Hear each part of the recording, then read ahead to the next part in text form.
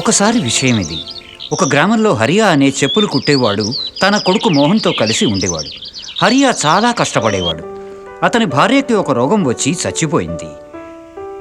ఇప్పుడు ఇల్లు ఇంకా తన కొడుకు మోహన్ పెంపకం ఒంటరి హరియా మీద పడ్డాయి. హరియా తన కొడుకు మోహన్ని పెంచడానికి పగలు రాత్రి కష్టపడేవాడు. హరియా పొరుగున ఒక ముసలావిడ ఒంటరిగా ఉండేది. హరియా ఒకరోజు ఆ ముసలావిడితో అన్నాడు, అమ్మా, పగటిపూట మీరు మోహన్ని చూసుకుంటూ ఉంటారా నేను పనికి వెళ్ళినప్పుడు? అలాగే బాబు, నేను నీ కొడుకును చూసుకుంటాను. నిజానికి వీడు నా మనవడి లాంటి వాడు. నువ్వు వాడి గురించి అస్సలు బెంగ పెట్టుకోకు. మోహన్ రోజంతా ముసలావిడి ఇంట్లో ఆడుకునేవాడు. రాత్రి హరియా ఇంటికి వచ్చాక అతను మోహన్కి వంట చేసి తినిపించేవాడు. జోలపాట పాడి నిద్రపుచ్చేవాడు. కొన్నేళ్ల తర్వాత హరియా పనిలో ఉన్నతి సాధించాడు. అలా అతని ఇంటి పరిస్థితి బాగుపడింది. మోహన్ కూడా ఇప్పుడు బాగా చదువుకుని పెద్దవాడయ్యాడు.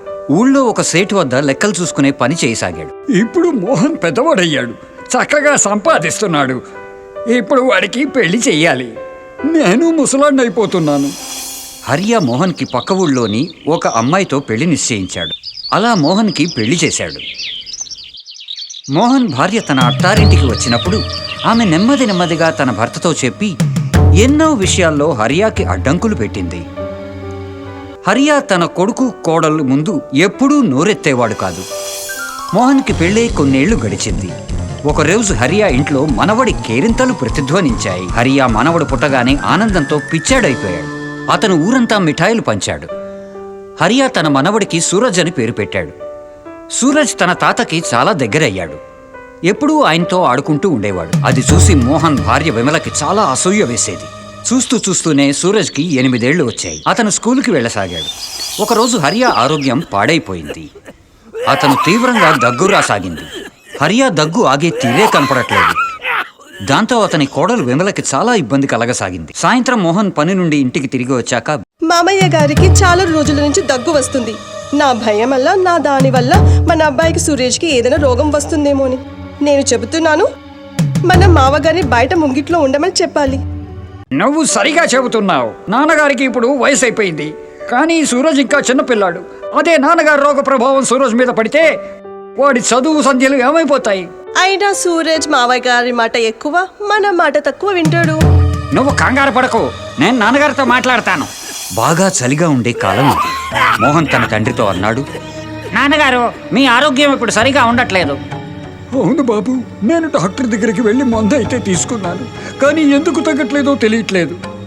నాన్నగారు, మీరు తప్పుగా అనుకోకపోతే నేను అనేది ఏంటంటే మీరు బయట ముంగిట్లో పడుకోగలరా? సూరజ్ ఇంకా చిన్నవాడు, అందుకని మీ నుండి వాడికి ఏ రోగం రాకూడదు. ఇందులో వాడి మంచే ఉంది. కొడుకు మాటలు విని హరియా కళ్ళల్లో నీళ్లు వచ్చాయి. అతను బాధగా అన్నాడు, అవును బాబు, నువ్వు సరిగా చెప్తున్నావు. నేను ముంగిట్లోనే ఇవాళ పడుకుంటాను. కానీ నాకు ఒక చిన్న విన్నపం. చలి బాగా ఉంది, నాకు కేవలం ఒక కంబళి ఇస్తావా?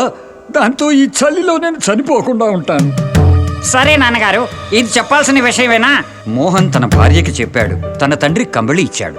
అలా ఇస్తూ అదే చేత్తోటి మోహన్ తన తండ్రికి అవసరమైన వస్తువులన్నిటినీ కూడా బయట ముంగిట్లోనే పెట్టించాడు. తలుపు దగ్గర నుంచున్న సూరజ్ తన తాత కన్నీళ్లు ఇంకా బాధతో ఉన్న మొహం చూస్తూ ఉండిపోయాడు.